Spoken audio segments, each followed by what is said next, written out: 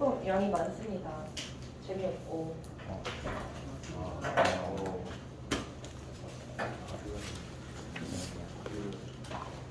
좀 형식이 바뀌었죠? 네, 이렇게 하지 않으면 이해가 전혀 되지 않을 것 같아서 나름의 노력을 한 거고, 연표를 기준으로 했을 때 위쪽 부분이 세계사 서양사고 아래쪽 부분이 한국사 부분이에요. 여기서부터 세계사 내용이 조금 많이 등장하기 때문에 특히 러시아와 일본의 관계 또는 조선에 어떻게 개입을 하는지 등등을 좀 유기적으로 파악하기 위해서 이 세계사 내용을 조금 넣습니다. 서구열강의 상황을 요약해서 당시 보시면 정치적으로는 절대 왕정에서 근대 공인국가 체제로 넘어가고 있었고, 경제적으로는 산업혁명을 달성한 이후에 식민지를 확보하기 위해 아프리카, 아시아까지 진출하던 상황입니다. 그렇기 때문에 당시 대한제국은 이양선이 출몰하고 서구 열강들이 배를 이끌고 와서 변인양문이나 신병유화 같은 사건들도 터졌었던 거죠. 그에 대해서 당시 흥선되어 오는 통상수교 거부 정책을 통해 확실하게 문호를 걸어 잠그는 정책을 펼쳤던 겁니다. 그러나 이후 고종의 친정이 시작되고 개화파 세력들을 등용하기 시작하면서 강화도 조약이 체결되기 시작했고, 이걸 시작으로 해서 서구 열강들과도 통상조약을 다수 체결하게 되죠. 우리는 서구 열강들 중에서도 지금은 독일과 러시아를 조금 더 자세히 살펴보려고 합니다. 독일의 경우에는 빌헬름 1세가 황제로 재위하고 있었고, 당시 비스마르크가 수상, 재상의 직책이 있었습니다. 비스마르크는 철혈 정책을 추진하여 독일이 여러 연방 국가들로 쪼개져 있었는데 그걸 하나의 국가로 통일시키고자 했거든. 그랬을 때 철혈 정책이 뭘까? 철이 상징하는 게 뭘까? 철. 무기. 그렇지. 혈은 피. 그럼 그 무기랑 피 뭐 어떻게 하는지? 전쟁을 불살르더라도 국민들이 희생을 당하더라도 일단 독일을 강력한 국가로 만들어 놓고 그 다음에 독일이 강대국의 반열에 오를 수 있다라고 봤던 거겠지. 그래서 어쨌든 철혈 정책을 추진하고 있었고, 국내에서는 외부적으로는 이 강력한 군사력을 바탕으로 프랑스를 왕따시키는 프랑스 고립화 정책을 추진을 하고 있었어요. 한편 러시아의 경우는 계속해서 남하 정책을 추진하고 있었죠. 이미 막강한 군사력을 갖추고 있었던 러시아이기 때문에 따뜻한 얼지 않는 항구 하나가 너무나도 절실했던 상황입니다. 그러던 상황 중 1878년 베를린 회의가 열려요.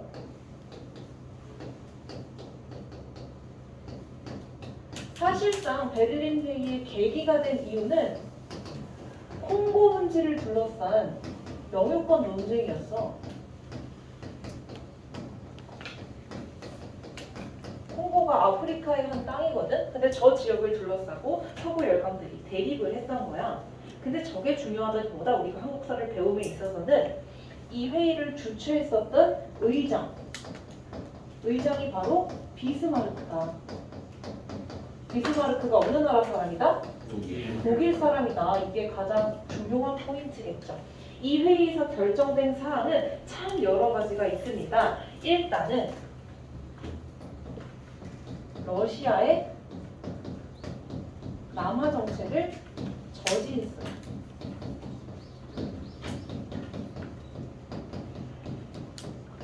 러시아의 남하 정책은 저지한 한편 오스트리아는 적극 지원해주는 모습을 보이게 되고요. 이 회의를 계기로 해서 서구 열강들이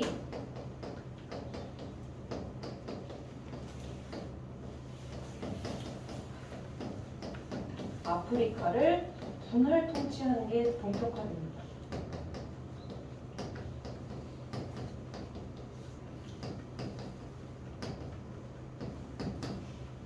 이러한 상황을 정리해서 보자면 독일이 주최했던 회의에서 얘들아 러시아를 저지했어.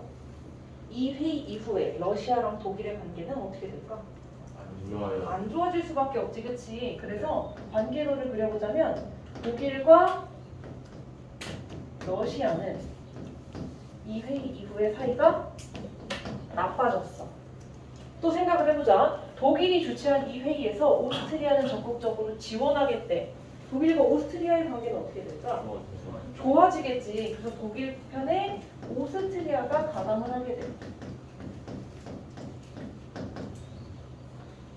자, 독일은 계속해서 프랑스를 고립시키는 정책을 했어. 프랑스를 자꾸 왕따시킨다고.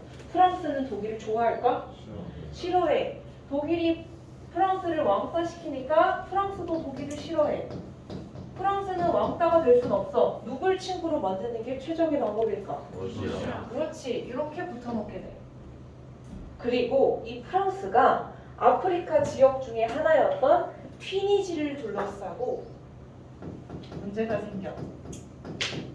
이 튀니지라는 지역을 프랑스가 차지했거든. 근데 이걸 제일 싫어하고 방해하고 막으려고 했던 국가가 있었으니 그게 바로 이탈리아다. 이탈리아랑 프랑스는 이 튀니지 문제 때문에 갈등 관계에 놓이게 돼. 그럼 자연스럽게 이탈리아는 어느 쪽으로 합류를 할 수밖에 없을까? 그렇지. 위쪽으로 합류를 할 수밖에 없겠지. 그래서 위에 독일, 오스트리아, 이탈리아 이렇게 세 개의 국가가 삼국 동맹을 형성하게 되고요. 아래쪽에 러시아랑 프랑스가 러프 동맹을 체결하게 됩니다. 아직까지 유럽에서 가장 강력한 강대국 하나가 친구를 못 만들고 있어. 그게 누굴까? 영국. 저 위에 제일 잘 살고 제일 먼저 산업혁명을 했지만 섬나라로 위에 처박혀 있어. 이 영국이 가장 먼저 친구로 삼았던 국가는 어디였냐면 일본이야. 그래서 1차 영일 동맹이 체결돼. 왜 갑자기 영국과 일본이 손을 잡았냐면 두 국가 모두 러시아를 적으로 생각해. 그러니까 러시아를 싫어하는 영국과 일본이 손을 잡게 된 거지. 그래서 옆으로 넘어가서 보시면 1882년 독일, 오스트리아, 이탈리아가 삼국 동맹을 형성했고 러프 동맹이 형성되었으며 아래 화살표로 표시된 이러한 상황들은 방금 설명드린 복잡한 이해관계가 얽혀서 저렇게 나뉘게 된 거고 이와는 별개로 영국은 일본과 손을 잡았다. 왜냐? 공동의 적인 러시아에 대항하기 위해서. 그래서 이렇게 세 가지 갈래로 분열되어서 서구 열강들이 편갈라먹기를 시작하고 있었던 무렵이 1880년대, 1900년대까지예요.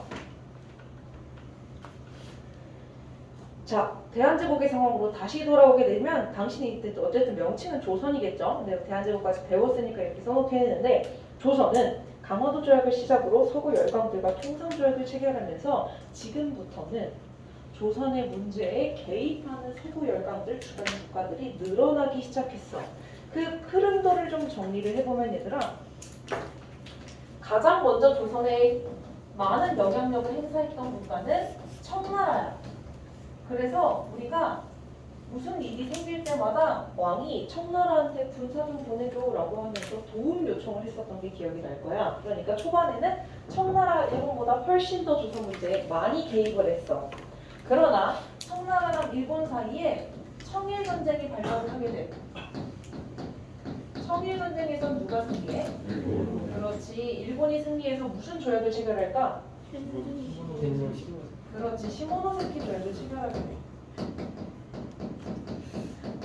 시모노세키 조약에서 이 땅과 이 땅을 일본이 획득했어. 타이완하고 그렇지. 라오동반도. 이때까지만 해도 청나라는 더 이상 조선에 힘을 쓰지 못한 채 일본이 이제 조선에 막강한 영향력을 행사하기 시작을 했던 거야. 그러나 이 야오동반도를 차지하지 못하도록 서구 열강 국가들 중에 세 국가가 반대를 해서 바로 러시아, 프랑스, 독일. 그렇지. 그걸 삼국 간섭이라고 하지. 이 삼국 간섭이 벌어진 시점 이후부터는 이곳에 영향을 받아서 일본이 여전히 영향력이 크기는 하지만 러시아도 갑자기 조선 문제에 개입을 하기 시작을 했어. 그래서 이러한 상황 속에서 우리는 내각을 구성할 때마다 친일적인 내각이 구성이 되고 그 내각에 의해서 1차 가보개혁, 2차 가보개혁, 일미개혁 이런 것들이 단행이 되었던 거야. 근데 일미개혁이 끝난 그 무렵에 무서웠던 고종이 어디로 뚝 꼈어? 그렇지. 러시아 공산당. 그래서 아관타창이 단행됨에 따라서 러시아와 일본의 이 구동 방향이 갑자기 이렇게 바뀌게 되지. 그래서 러시아가 또 갑자기 막강한 영향력을 행사하기 시작해. 친러 친미 정권이 수립됐잖아, 그렇지? 이러한 흐름 속에서 가장 최신의 상황을 보시면 일본과 러시아 두 국가가 조선 문제를 놓고 라이벌 관계에 놓여 있어. 이 두 국가는 전쟁을 치르지 않고 나름의 평화적인 방법에 의하여 기억이 날까? 대베르 고무라고 했어. 로마노프, 야마가타 의정성 이런 것들을 체결하면서 문서를 통해서 군대를 철수하자, 조선의 독립을 보장하자라고 약속을 해. 그때가 좋은 타이밍이다라고 하면서 일으켰던 개혁이 바로 광무개혁이었던 거야. 그때 틈타서 우리는 조선에서 대한제국으로 국호를 바꿨던 거고, 그 자부심을 바탕으로 고종은 황제에 등극하여 광무개혁을 추진을 했던 거지. 근데 몇 년 뒤인 1898년에 러시아와 일본은 로젠-니시 협정을 체결.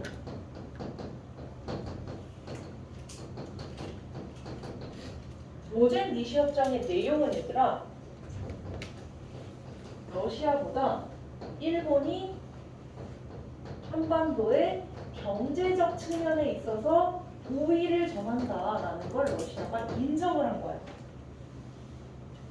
러시아가 지금 우위인데 굳이 한 발 물러나서 일본에게 경제적 우위, 일본 너네가 가져라고 양보를 했던 거야.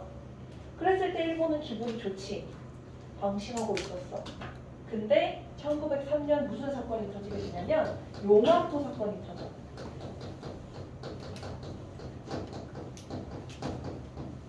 러시아가 도발을 한 사건이야. 용암포가 어디냐면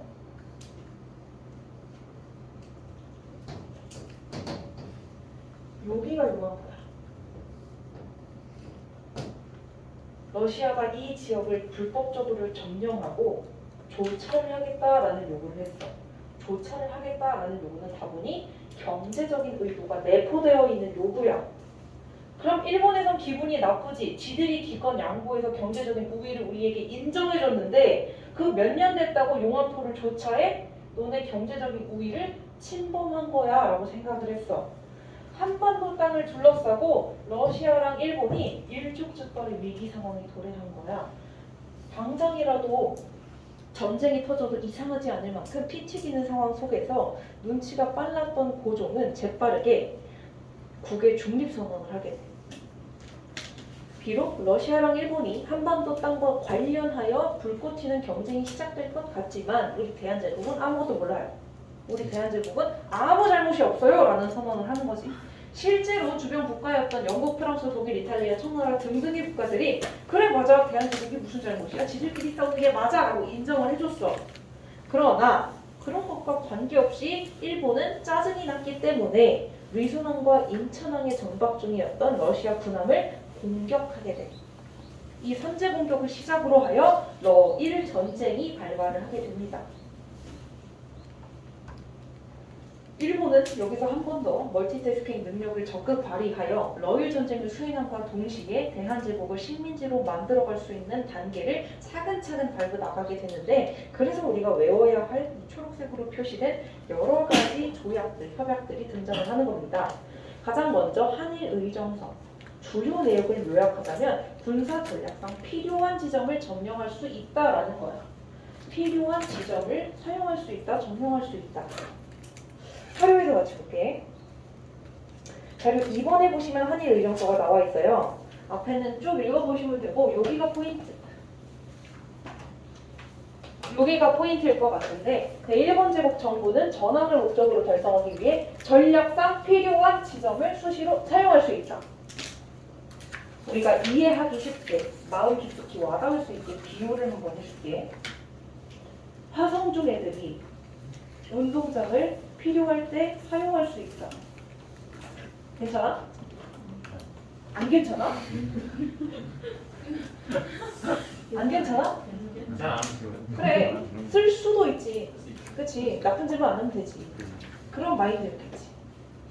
그리고 나서 그 다음 3개월 뒤에 맺었던 게 뭐냐? 대한시설강령이야. 군대를 영구히 주둔시킬 수 있고 외교권과 재정권을 장악할 수 있고 철도 등 교통시설을 장악할 수 있다.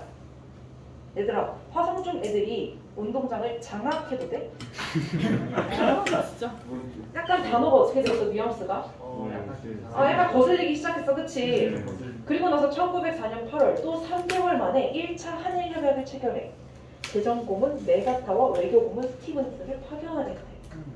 아예 화성중 애들이 운동장에 박혀 있어도 돼? 이거 뭐지 싶어. 1차 한일협약을 보시면 실제로 한국 정부는 일본 정부가 추천한 일본인 학면을 재정고문으로 삼는다. 이 재정고문이 누구겠니? 메가타, 그렇지. 두 번째, 한국 정부는 일본 정부가 추천한 외국인 한 명을 외교 고문으로 삼는다. 얘가 누굴까? 스티븐스, 그렇지.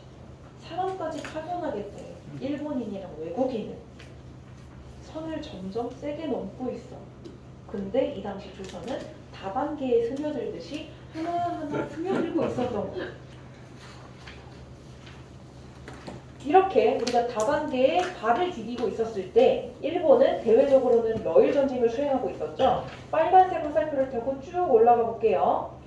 피해 일요일 사건을 계기로 하여 일본의 승리가 확실시되었대. 혹시 피해 일요일 사건이 뭔지 알까? 그 러시아 사람들이 이제 짜레 정부에 반대해가지고 시위 근데 갔다가 총 쏘가지고. 그렇지. 당시 전쟁을 수행하는 것에 대해서 국민들 대다수는 반대를 하고 있었어.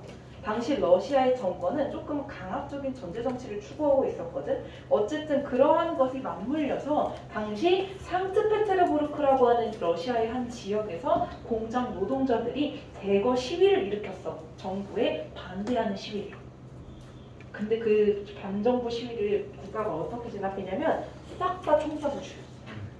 그래서 일요일날 요일 사태가 벌어졌다라고 해서 피해 일요일 사건이라고 불려. 그럼 러시아의 입장에서는 밖으로는 러일 전쟁을 수행하고 안에서는 피해 일요일 사건이 터졌어. 국 내외로 혼란스러운 상황이 되니까 러일 전쟁에만 집중할 수 있었을까?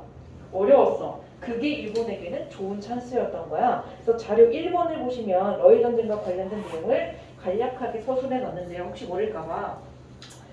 세 번째 줄 보시면 일본은 러시아 발트 함대를 격파하는 등 초반의 전쟁의 승기를 잡았습니다. 그러나 과도하게 전쟁 비용을 계속해서 소모하면서 어려움을 겪고 있던 찰나에 마침 러시아 내부에서 반정부 시위가 터졌어. 그게 명칭이 뭐라고?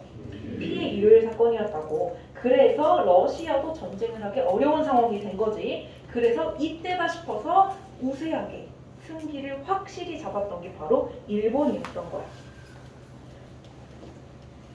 다시 연표로 돌아가시면 일본의 승리가 확실시 되었어. 그랬을 때 일본은 세계에서 가장 잘 나가는 두 개의 국가 누구였을까? 미국이랑 영국. 그치, 그 두 국가를 친구로 섭외해. 먼저 미국과 가스라 테프트 밀약을 체결해서 당시 미국은 필리핀을 식민지로 만들고 있었는데 그래 미국 너네 필리핀 니네 거지 같은 원리로 대한제국 우리 거 할게 라고 지들끼리 비밀리에 약속을 했어. 밀약이었기 때문에 필리핀이랑 대한제국은 이런 걸 몰랐지. 그리고 이어서 바로 2차 영일동맹을 체결해. 우리 영구가 우리 원래 친하잖아, 그치? 너네가 인도 지배해, 우리 대한제국 지배할게 이렇게 또 약속을 하게 돼. 그러니까 요 이후에는 그 어떤 다른 국가들이 대한제국을 왜 일본이 지배하지? 라고 태클 걸었을 때 쉴드 쳐줄 수 있는 국가가 둘이야. 미국이랑 영국. 막강했던 거지. 이렇게 친구들을 확보해 놓고 일본은 예상했던 대로 러일 전쟁을 승리로 끝내게 돼. 일본은 승리의 대가로 러시아와 포츠머스 조약을 체결하게 되는데 이때 드디어 러시아는 두 손 두 발을 다 들고 그래 대한제국 일본 니네가 다 먹어라 라고 인정을 하게 되는 거지. 모든 라이벌이 사라졌어. 이러한 상황 속에서 러일 전쟁을 치르니까 전세 역전이 됐지. 부동호에 포함시키지도 못한 채 러시아는 거의 요만큼 사라지게 된 거야. 무슨 말인지 알지? 그리고 나서 체결을 했던 게 바로 2차 한일협약. 흔히 을사조약, 을사늑약이라고 불리우는 그 조약이야. 이 조약의 내용은 대한제국의 외교권을 박탈해. 그리고 통감부를 설치. 통감부에는 한 명의 일본인 통감이 존재하게 되는데 그 통감은 박탈했던 외교권을 행사하는 사람이야. 이로 인해서 1대 통감, 2도 1호 부미가 부임을 하게 되는 거죠. 1대 통감, 2도 1호 부미는 을사조약을 체결하기 위해서 군대를 이끌고 입궐했어요. 총포랑 창검을 빽빽하게 늘어 세우고 궁전에 들어서게 됐어. 이 궁전이 어디 궁전일까? 경운궁. 그렇지, 경운궁. 거기로 들어와서 협의를 하기 시작했어. 참정 대신이었던 한교사를 끝까지 극구 반대를 해서 을사조약 절대 안 된다고. 그랬더니 그 사람을 어떻게 했냐? 헌병들을 데려다 감금시켜버렸어. 반대하는 애는 가둬버려. 그리고 나머지 5명, 우리가 을사오적이라고 부르는 그 5명이야. 5명을 데리고 강압적으로 을사조약을 체결하게 돼. 고종은 없었어. 대신 누가 도장을 찍었냐? 재순이가 도장을 찍었어. 재순이가 지도장을 찍었죠. 오른쪽 위로 올라가시면 을사늑약은 고종의 서명 없이 재순이, 지용이, 근생이, 완용이, 중현이 저 나쁜 5명의 을사오적들에 의해서만 불법적으로 체결된 조약이다 라고 말할 수 있는 거죠. 을사조약의 내용을 보시면 2조 두 번째 줄, 한국 정부는 지금부터 일본국 정부의 중개를 거치지 않고서는 어떤 조약이나 약속도 할 수 없다. 뭘 박탈당한 거야? 외교권. 그렇지. 그 박탈당한 외교권을 누가 행사하게 되냐? 통감이 행사를 하게 돼. 그래서 3조에 보시면 통감은 오로지 외교에 관한 사항을 관리한다 라고 하면서 외교권이 통감에게 넘어간 모습을 보이죠. 바로 아래에 있는 사진이 바로 을사조약의 실제 문서 사진인데요. 옛날 문서는 얘들아 여기서부터 이렇게 쓰는 거 알지? 우리 사발통을 써봤잖아, 그치? 여기가 무슨 칸이냐면 제목을 쓰는 칸이야. 비어있어. 공식적으로 국가들끼리 체결한 조약인데 조약 이름도 없어. 그러니까 무효다, 부당하다라고 우리는 주장할 줄 알아야 돼. 그리고 도장을 볼까? 누구 도장이라고? 재순씨 도장이라고. 재순이 도장이기 때문에 안 된다라고 우리는 또 부당한 이유를 들 수 있어야 돼. 실제로 을사늑약이 부당한 이유를 서술하시오라고 작년 서술형이 냈었는데 애들이 대부분 군사적인 위협 속에 체결되었다를 답으로 써. 근데 2가지 쓰라고 했던 것 같아요. 그러면 뭐 하나를 더 아셔야겠죠? 맨 앞장에 조약의 명칭을 쓰는 칸이 비어있다. 또는 외부 대신 박재순이 도장을 찍었지만 박재순이 도장 찍으라고 고종은 허락한 적이 없다. 혹여나 이 조약의 효력을 나중에라도 발휘하려면 나중에라도 고종이 인정을 해줘야 돼. 비준이라는 걸 해줘야 돼. 근데 끝까지 고종은 을사늑약을 거부했어.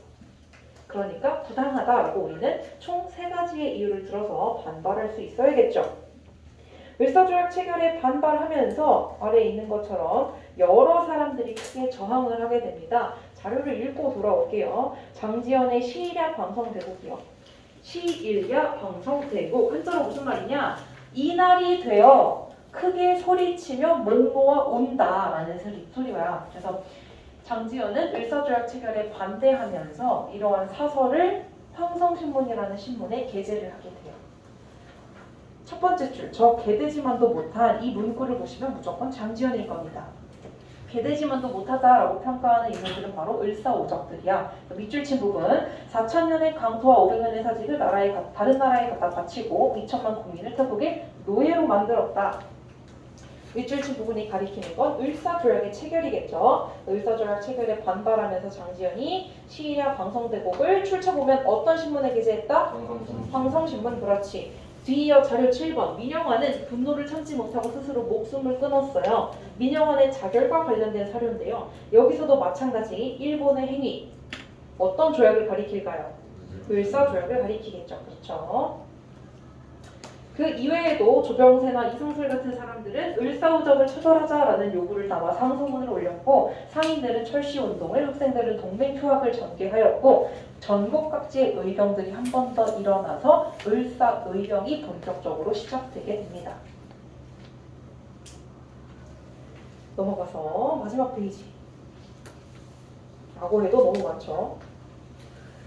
자, 1907년 고종은 이러한 부당한 상황을 전 세계적으로 알려야 되겠다라는 필요성을 느꼈어. 그래서 헤이게 특사 파견하기 전에도 사실은 고종이 직접 루스벨트에게 편지를 쓴 적이 있어. 편지의 내용을 보시면 1882년 이래 아메리카 합중국 미국과 한국은 우호 통상 조약을 체결했었다. 이 우호 통상 조약이 가리키는 조약의 명칭은 뭘까?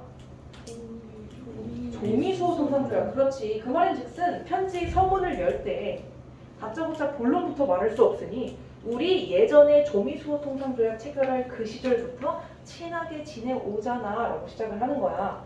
두 번째 줄 본론이 드러났지. 일본이 1904년에 협정을 체결했다. 이게 한일 의정서인데 거기서 필요한 지점을 수시로 사용할 수 있다고 했었어. 근데 그 말을 정면으로 위배하면서 우리나라에 대한 보호 정치를 지금 선언했지 뭐야? 보호 정치를 선언한 조약의 명칭은 을사늑약이 되겠지. 그렇지. 그래서 이러한 을사늑약이 체결된 부당한 현실을 알리고자 한 거야. 그래서 냉철한 판단력으로 이 문제를 심사숙고해 주기를 바래 라고 말했지만 일식당했어. 그리고 나서 편지를 보내서 그런가? 사람을 보내보자. 왜 여기서 터진 거야? 그래서 편지를 보내지 말고 사람을 보내보자 라고 해서 헐버트를 보내. 헐버트 누구야? 유경공원에서 가르치던 교사야. 외국인 교사. 울타쿠나 미국인이었거든. 미국인을 미국에 보내게 돼. 그랬는데 실패했어. 그래서 안 되겠다. 직접 최정예 3인을 선발하여 네덜란드에서 열리는 만국평화회의, 전 세계 국가들이 참여하는 그 회의장에 우리나라 사람들을 보내서 연설을 시켜야겠다라고 한 거야. 헤이게 특사 왼쪽부터 이준, 이상설, 이휘종 세 사람들인데요. 이 사람들이 실제로 네덜란드까지 가게 돼. 그러나 파견은 했으나 일본이 이미 사전 작업을 해놨어. 그래서 영국과 일본, 미국 등등의 국가들이 일본의 편에 들어서 입구장 앞에서 헤이그 특사 3인이 들어가지 못하도록 막아. 넌 초대장 있어? 너네가 여기 왜 들어와? 너네 강대국이 아니잖아. 등등의 시비를 털면서 들어가지 못하게 막아. 결국 실패하고 그냥 그대로 돌아오게 돼. 그때 마침 일본은 이 러시아, 부두모가 한참 아래에 있기는 하지만 완전히 제거하고 싶었어. 그래서 뭘 체결하게 되냐면 1차 러일 협약을 체결하게 돼.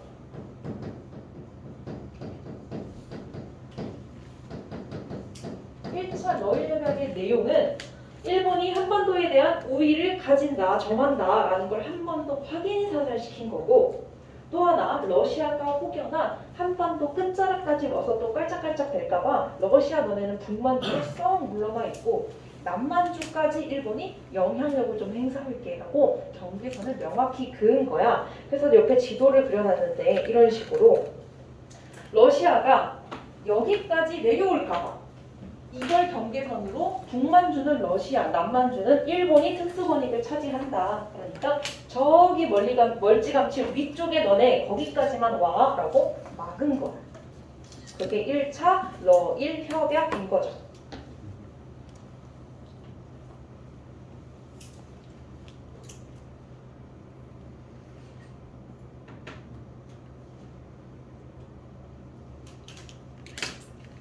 자, 당시 국내의 상황으로 다시 돌아오시면 1907년 7월 19일 고종은 헤이그 특사를 파견했다라는 걸 부실로 일본이 강제로 고종을 퇴위시켜버리게 됩니다.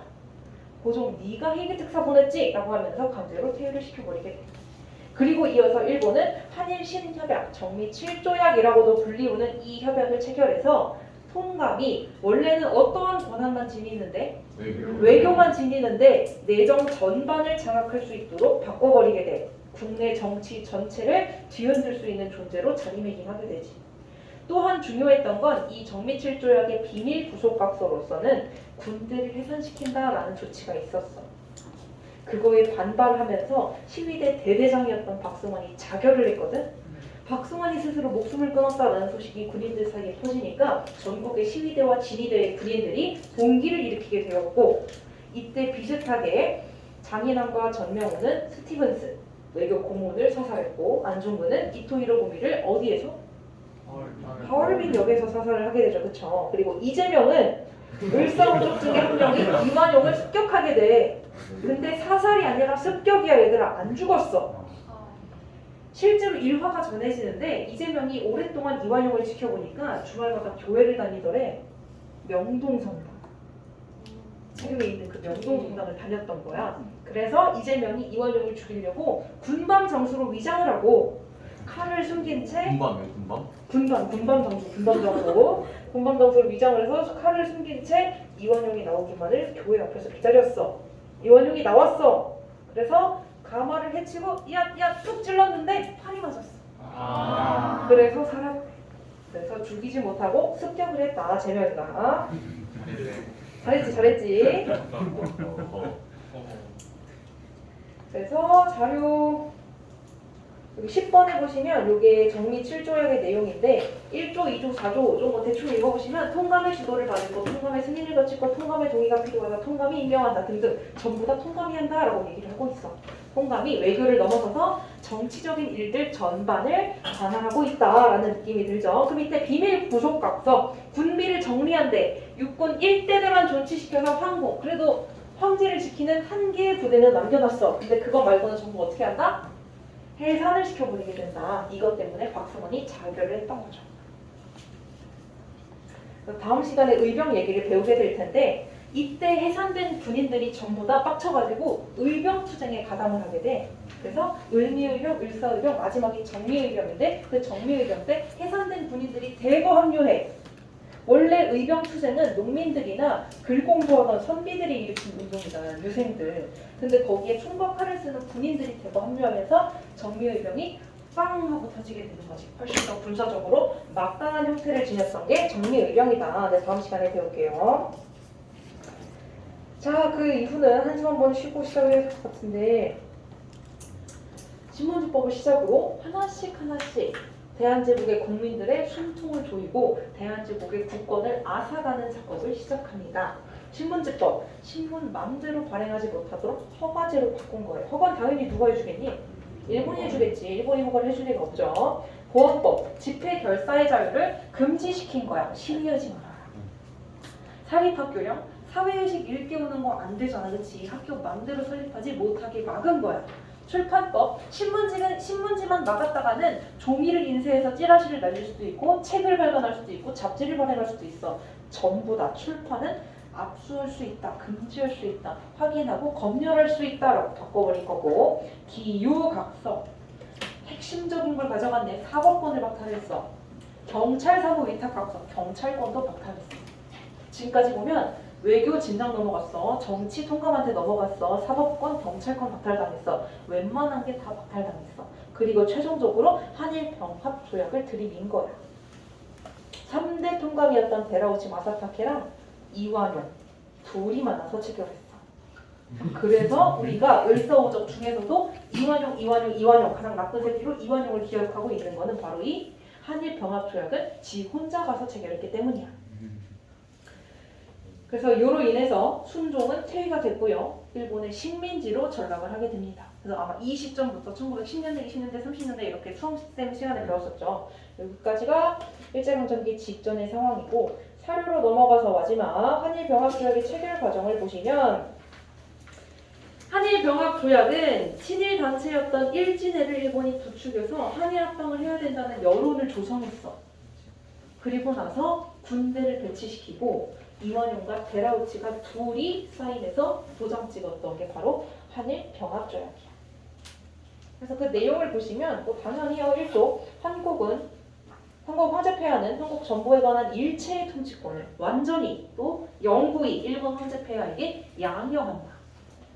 이완용이 무슨 생각이길래 이런 거에 도대체 도장을 찍었을까? 어이가 없죠. 어쨌든 한국 자체가 국가의 정체성을 상실하고 일본의 식민지로 전락하는 순간이고요. 밑에 별표 있는 부분을 보시면 일본은 한국 강점을 앞두고 침략성을 숨기면서도 완전히 일본에 흡수되었다라는 느낌을 줄 수 있는 단어를 고심해서 한일병합조약의 이름을 생각하기 시작해. 원래는 병탄이라는 단어가 맞아. 병합하고 탄압하고 뭐 그런 얘기가 당연히 맞잖아. 근데 병탄이란 단어 너무 과격해. 일본이 자기 무덤을 파는 듯한 느낌이야. 그래서 다른 단어를 생각했어. 합병 어때? 합병? 조금 무난한 단어인데 근데 합병도 여전히 일본이 대한제국을 집어삼키는 느낌이 들잖아. 그래서 갑자기 냅다 합병을 병합으로 바꿔. 실제야. 그래서 한일 병합조약이 됐어. 병합이라는 말은 원래 없던 말이야. 합병이라는 말이 맞는 말이지. 근데 그 두 개의 앞뒷말이 바꿔서 병합을 쓴 거죠. 그래서 이로써 병합이라는 말엔 어떤 의미가 내포되어 있냐? 폭력과 위협에 의해서 조약이 체결됐다라고 하는 위법성과 일본의 침략성이 가려지는 숨은 의도가 내포되어 있다라는 거죠. 마찬가지로 한일 병합조약은 또 왜 부당할까? 당연히 군대를 이끌고 강압적인 분위기 속에 체결했으니 부당하다. 이건 당연한 말이고 대한제국 황제의 비준서에는 행정 결제용 어세만 찍혀 있어. 이완용이 잘못된 도장을 가져다 찍은 거야. 그랬는데 나중에 어쨌든 순종이 이를 허락한 적도 없고 순종이 그 문서에 사인을 하지도 않았기 때문에 이완용이 뭐라고 국가를 대표해서 그걸 찍어 부당해 라고 우리는 주장할 수 있어야 돼요. 아시겠죠? 여기까지 하고 혹시 놓친 부분 있으신가요? 없어요? 네, 여기까지 하겠습니다.